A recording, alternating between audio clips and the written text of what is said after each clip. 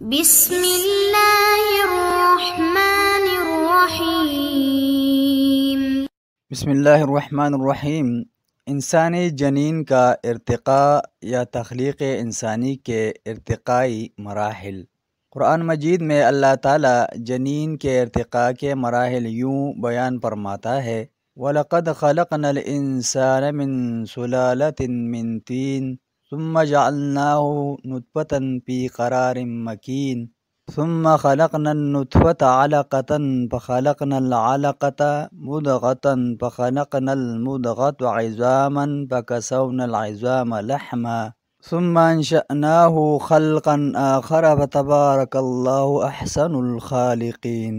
اور ہم نے انسان کو مٹی کے خلاصے سے پیدا کیا، پھر اس کو ایک مضبوط اور محفوظ جگہ میں نطفہ بنا کر رکھا، پھر نطفے کا لوتھڑا بنایا، پھر لوتھڑے کی بوٹی بنائی، پھر بوٹی کی ہڈیاں بنائیں، پھر ہڈیوں پر گوشت چڑھایا، پھر اس کو نئی شکل میں بنا دیا۔ پس اللہ جو سب سے بہتر بنانے والا ہے وہ بابرکت ہے۔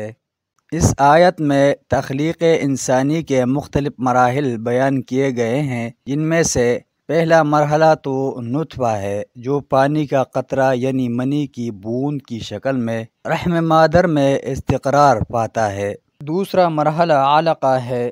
لغوی اعتبار سے علقہ کے 3 معانی ہے: جونک، معلق شے، خون کی پھٹکی۔ علقہ یعنی خون کی پھٹکی کے مرحلے میں جنین کا جونک سے موازنہ کریں تو ان دونوں میں ہمیں بہت مشابہت نظر آتی ہے۔ اس مرحلے میں جنین ماں کے خون سے غذائیت حاصل کرتا ہے، اور یہ عمل بھی جونک کے طرز عمل سے خوب مشابہ ہے جو دوسروں کے خون سے غذا حاصل کرتی ہے۔ علقہ کا دوسرا معنی معلق چیز ہے۔ مائکروگراف فوٹوز میں ہمیں جنین رحم مادر کے اندر مرحلہ علقہ کے دوران رحم میں لٹکا ہوا دکھائی دیتا ہے۔ علقہ تیسرے معنی میں خون کی پھٹکی ہے۔ ہم دیکھتے ہیں کہ اس مرحلے میں جنین کی بیرونی شکل اور اس کی تھیلیاں خون کی پھٹکی سے مشابہ ہوتی ہے۔ اس شکل میں مرحلہ علقہ کے دوران جنین کے اندر ابتدائی قلبی عروقی نظام دیکھا جا سکتا ہے۔ اس مرحلے میں جنین کے اندر خون گردش نہیں کرتا اور تیسرے ہفتے کے اختتام تک یہی صورتحال رہتی ہے۔ یوں اس مرحلے میں جنین خون کی پھٹکی جیسا ہوتا ہے۔ اس طرح علقہ کے 3 معانی اس مرحلے میں تینوں ہیتوں سے ٹھیک ٹھاک مطابقت رکھتے ہیں۔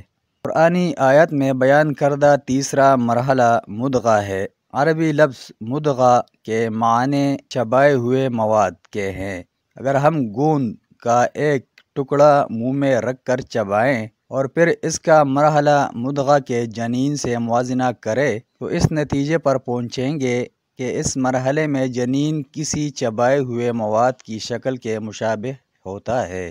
اس کی وجہ جنین کی پشت پر ننھے سومائٹس کی موجودگی ہے، جو کسی چبائے ہوئے مواد میں دانتوں کے نشانات سے قدر مشابہ ہوتے ہیں۔ سوال یہ ہے کہ تقریباً 1400 برس پہلے حضرت محمد صلی اللہ علیہ وسلم کو یہ ساری باتیں کیسے معلوم ہو سکتی تھی جو سائنسدانوں نے حال ہی میں ترقی یافتہ ساز و سامان اور طاقتور خوردبینیں استعمال کر کے دریافت کیے ہیں، جو یقیناً اس زمانے میں موجود نہ تھی۔ ہام اور لیون ہاک پہلے یورپی سائنسدان تھے جنہوں نے 1677 میں نبی صلی اللہ علیہ وسلم سے 1045 سال بعد ایک ترقی یافتہ خوردبین استعمال کر کے انسانی منوی خلیات کا مشاہدہ کیا۔ پروفیسر ایمریتس کھات علم اور علم تشریح اعضاء اور علم جنین کے شعبوں میں دنیا کے نمایاں ترین سائنسدان ہیں اور ترقی پذیر انسان نامی کتاب کا مصنف ہے، جس کا 8 زبانوں میں ترجمہ ہو چکا ہے۔ یہ کتاب سائنسی حوالے کی تصنیف ہے۔ 1984 میں انہیں کینیڈا میں علم تشریح اعضاء کے شعبے میں ممتاز ترین ایوارڈ JCB گرانٹ ایوارڈ دیا گیا۔ 1981 میں دمام سعودی عرب میں 7ویں طبی کانفرنس کے اجلاس میں پروفیسر مور نے کہا، انسانی ارتقاء کے بارے میں قرآن کے بیانات کی وضاحت میں مدد لیتے ہوئے مجھے بڑی خوشی محسوس ہوتی ہے۔ مجھ پر یہ روز روشن کی طرح واضح ہے کہ یہ بیانات محمد صلی اللہ علیہ وسلم پر اللہ کی طرف سے القاء ہوئے ہوں گے، کیونکہ یہ تمام علم کئی صدیوں کے بعد دریافت ہوا۔ اس سے میرے نزدیک ثابت ہوتا ہے کہ محمد صلی اللہ علیہ وسلم اللہ کے پیغمبر ہے۔